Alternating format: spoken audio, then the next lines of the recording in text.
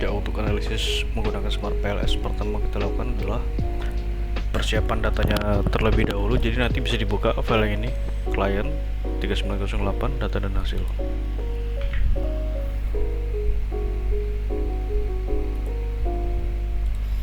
Ya, nanti dibuka seperti ini. Nah, ini adalah data yang sudah ditabulasikan. Seperti ini bentuknya.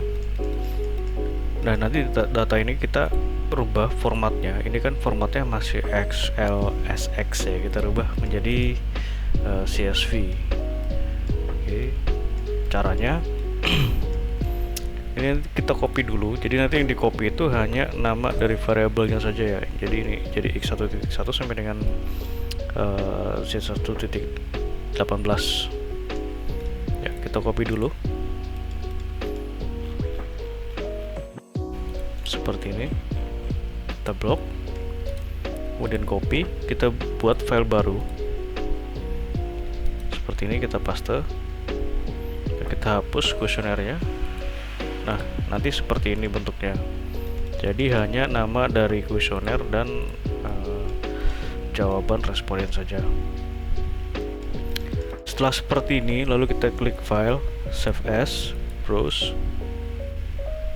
Kita bisa pilih filenya mau disimpan di mana. Contoh saja. Nah, kemudian kita bisa beri nama seperti ini. Save as type kita rubah, jadi XLSX ini kita rubah ke CSV. Nah, seperti ini. Lalu kemudian kita klik save. Nah, karena ini saya sudah buat, nanti menggunakan file yang ini saja. Oke, ini kita bisa cancel. Ya, jadi nanti file CSV-nya adalah ini ya. Ini file CSV yang sudah saya buat. Jadi proses untuk membuat file CSV tadi nanti bisa diikuti. Nah, data ini yang nanti akan dimasukkan ke dalam aplikasi Smart PLS. Kemudian kita buka aplikasi Smart PLS-nya. Di sini saya menggunakan Smart PLS 3, tapi untuk prosesnya ini nanti di versi 3 atau versi 4 itu sama saja. Ya, seperti ini. Kemudian kita klik new project. Kita beri di sini nama contoh seperti itu saja. Kemudian oke. Nah, lalu kita masukkan data yang tadi, data CSV yang tadi kita buat. Caranya tinggal klik aja ini, double klik di import data. Nah, double klik. Nah, ini adalah filenya. Open, lalu klik OK. Nah, ini menandakan bahwa data penelitian itu sudah termuat dalam aplikasi Smart PLS. Ini kita bisa close, kemudian kita double klik ke ini yang ada titik biru dan 2 kuning ini, kita double klik. Nah, kita masukkan indikator ini ke dalam lembar kerja sesuai dengan kelompok variabelnya. Di sini kita masukkan dari x1 sampai dengan x11. x1 sampai dari 1.11 kita blok seperti ini, lalu kita drag ke lembar kerja, ditarik seperti ini. Nah, oke. Kemudian untuk x2 sama prosesnya, kemudian y. Jadi ini harus dikelompokkan sesuai dengan variabelnya ya. Nah, setelah seperti ini lalu kita rapikan terlebih dahulu.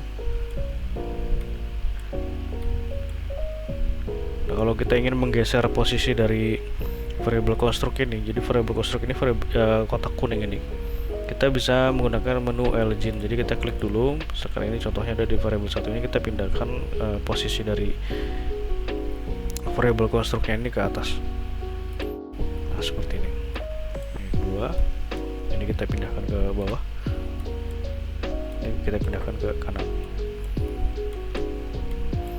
Ya, seperti ini modelnya. Jadi ini tidak harus selalu persis ya dengan apa yang ada di kerangka pemikiran, karena di sini targetnya adalah ketika nanti dianalisis tidak ada nilai yang tertutup oleh garis atau tidak terbaca. Oke, setelah seperti ini kita beri nama. Saya lupa namanya.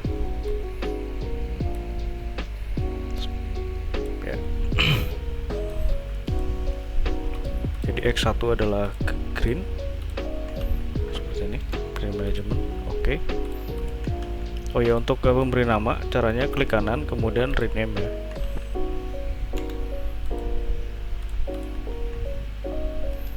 Oke.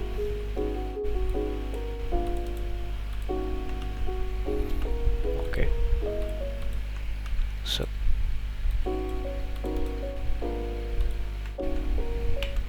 Ya, seperti ini.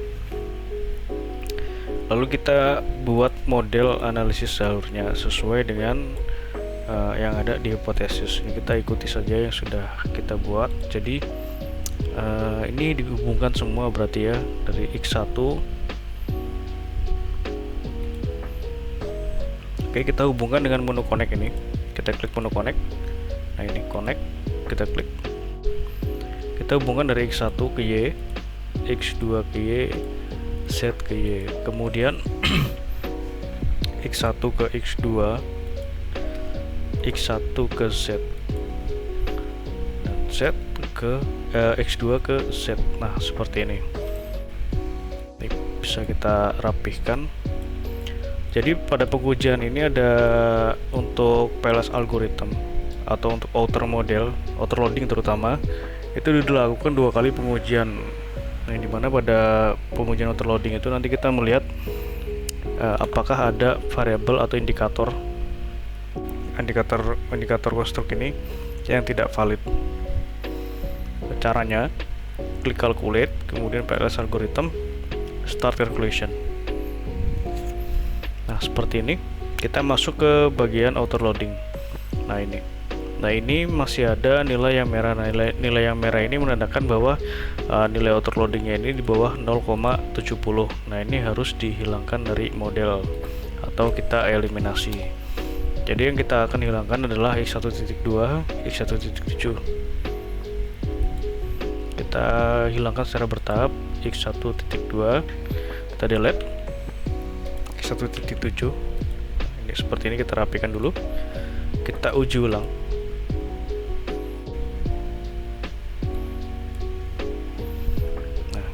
Tapi dalam pengujian ini, jadi yang dilampirkan itu pada outer loading hasil yang pertama dan outer loading hasil yang akhir. Dari situ untuk menampilkan seberapa banyak pengurangan data atau proses yang telah dilakukan untuk eliminasinya terutama. Nah, seperti ini. Kita lihat masih tinggal 2 ya. Jadi X2.6 dan X1.1. X2.6 dan X1.1 kita lihat seperti ini. Kita rapikan lagi.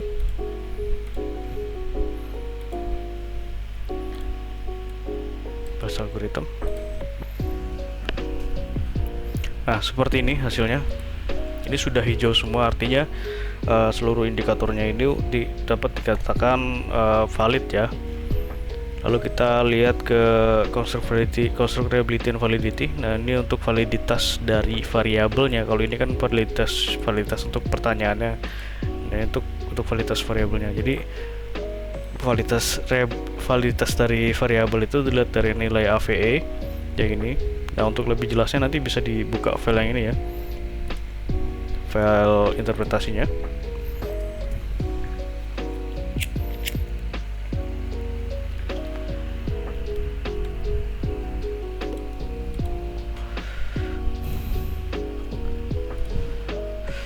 Nah, seperti ini. Jadi untuk pengujian outer model ini kita bagi menjadi 2. Jadi outer model yang pertama untuk mengeliminasi dari loading yang di bawah 0,7 atau tidak valid. Kemudian outer model yang kedua. Nah, untuk outer model yang kedua ini atau outer model yang sudah final. Jadi seluruh variabelnya itu bisa dikatakan valid. Nah, kita kembali ke uji tadi. Jadi untuk validitasnya itu dilihat dari nilai AVE. AVE ini harus di atas 0,5. Ini sudah di atas 0,5 semua. Kemudian nilai dari kelompok alpha juga harus di atas 0,7. Jadi kelompok alpha, kemudian constructability ini sudah di atas 0,7, kemudian AVE sudah di atas 0,5. Maka pada pengujian outer model yang kedua atau yang final, ini seluruhnya bisa dikatakan valid dan reliable.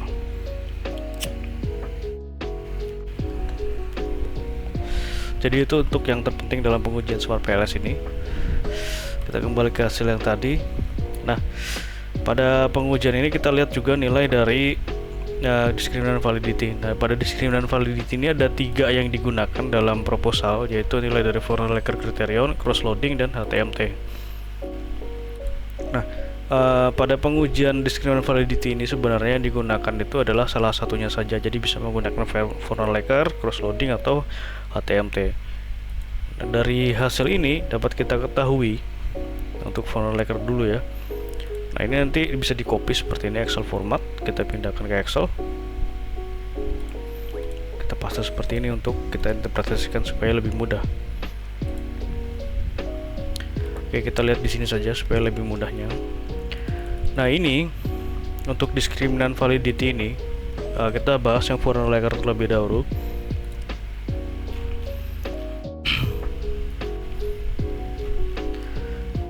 Nah, untuk nilai Forner-Lecker ini, jadi nilai korelasi atau variabelnya antara variabel ini harus lebih besar ke variabelnya dia sendiri. Jadi dikatakan tidak terjadi gejala multikoleritas jika variabelnya itu, misalkan contoh ini adalah x1 kita contoh x2 saja. X1 karena tidak ada ininya ya, tidak ada horizontalnya. Kita contohkan X2 seperti ini. Jadi X2 ke X2 nilainya itu harus lebih besar ke variabelnya dia sendiri. Jadi tidak boleh X2 itu lebih besar ke variabel lain. Contohnya ini adalah X1. Nah, kalau seperti ini berarti terjadi gejala multikoleritas. Jadi X2 ini nilainya ke X2 adalah 0,865, sedangkan X2 ke X1 nilainya adalah 0,95. Berarti ini lebih besar ke variabel X1. Nah, ini terjadi gejala multikoleritas. Nah, kemudian kita lihat juga nilai dari cross loadingnya. Ini tinggal klik saja seperti ini. Nah, untuk cross loading itu juga sama cara membacanya. Jadi cross loading ini lebih ke variabel konstruknya yang dilihat ya. Nah, variabel konstruk ini harus lebih besar ke variabelnya dia sendiri. Nah, untuk pengujian ini nanti nilai yang di bold ini berarti dia berkorelasi dengan konstruknya sendiri. Nah, seperti ini. Jadi kalau Forner-Lecker itu untuk pengujian untuk variabel laten, sementara untuk cross loading adalah untuk variabel konstruk. Nah, ini yang di bold itu berarti dia berkorelasi dengan variabelnya dia sendiri. Nah, seperti ini. Jadi pengujiannya itu lebih baik menggunakan nilai dari cross loading ini ya. Nah, selain itu ada juga ini HTMT. HTMT ini nilainya harus di bawah 0,9. Nah, pada pengujian ini HTMT tinggal diklik saja, nilainya itu seluruhnya di atas 0,9, berarti diindikasikan bahwa variabel konstruk ini, variabel laten ini memiliki gejala multikoleritas terhadap variabel lainnya. Nah, seperti itu. Namun ini tidak masalah karena masih wajar dalam satu penelitian. Nah, kemudian kita lihat nilai dari VIF. Nah, untuk VIF ini masuk ke pengujian inner model. Yang kita gunakan adalah inner VIF value. Nah, inner VIF value ini harus di bawah 0,5. Namun di sini ada beberapa variabel yang di atas 0,5. Jadi untuk X1 ke Y nilainya di atas 5 ya, sorry. X1 ke Y di atas 5, X1 ke Z di atas 5, X2 dan seterusnya. Ini yang merah ini tandanya di atas 5. Nah, ini diindikasikan terjadi gejala multikoleritas. Setelah itu kita lihat juga nilai dari R-square-nya. Nah, untuk R-square ini untuk mengetahui seberapa besar pengaruh variabel dari independen terhadap dependen. Nah, ini dapat kita ketahui. Jadi X2 memiliki nilai R-score adalah 0,92. Nah, ini X2 ini. Jadi X2 itu dipengaruhi oleh X1. Jadi X1 ke X2 nilainya dipengaruhinya sebesar 0,92, sedangkan atau 0,92% atau 92,2%, sedangkan sisanya dipengaruhi oleh variabel lain di luar dari model penelitian ini. Jadi X1 ke X2 ini nilainya dipengaruhi sebesar 90,2%. Nah, kita lihat juga di sini ada set itu dipengaruhi oleh variabel x1, x2. Berapa untuk R2-nya? Untuk set ini adalah 0,944. Artinya x1 dan x2 itu mempengaruhi variabel set sebesar 0,944 atau 94,4%, sedangkan sisanya di luar dari model penelitian. Begitupun dengan y ini dipengaruhi oleh x1, x2 dan set sebesar 0,849. Nah, seperti itu untuk cara membacanya untuk R. Dan kemudian untuk F ini untuk menentukan seberapa besar pengaruhnya secara parsial atau secara individu.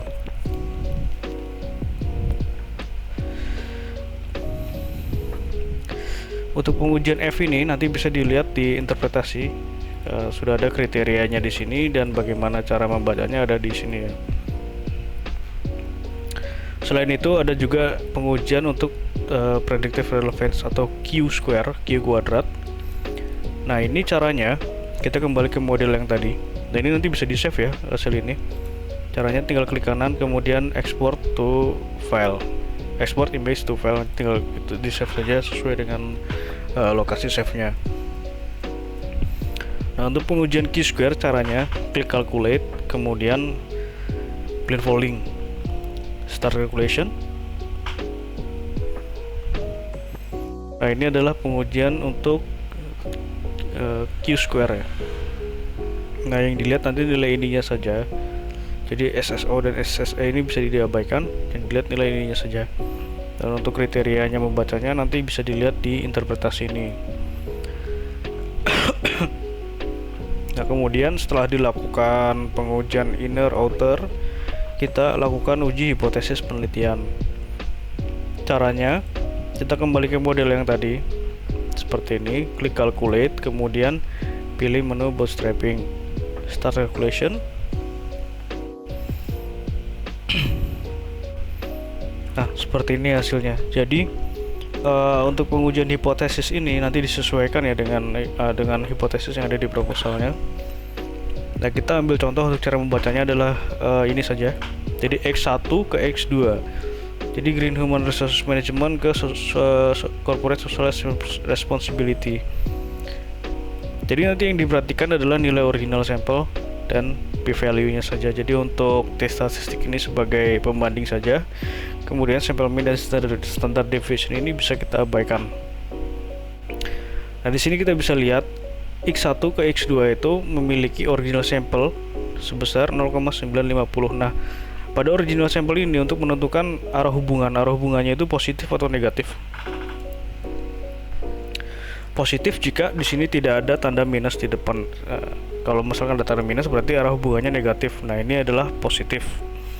Kemudian signifikasi ditentukan oleh nilai p-value. P-value ini harus di bawah 0,05 yang ditandai dengan warna hijau.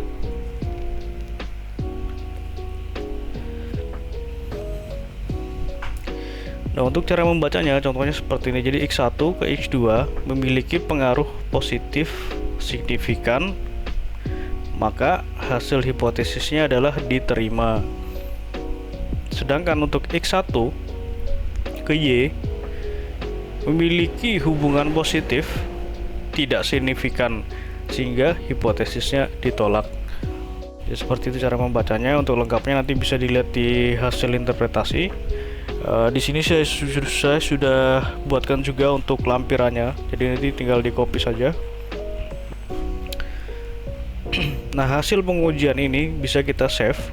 Caranya tinggal export to Excel seperti ini, start to export.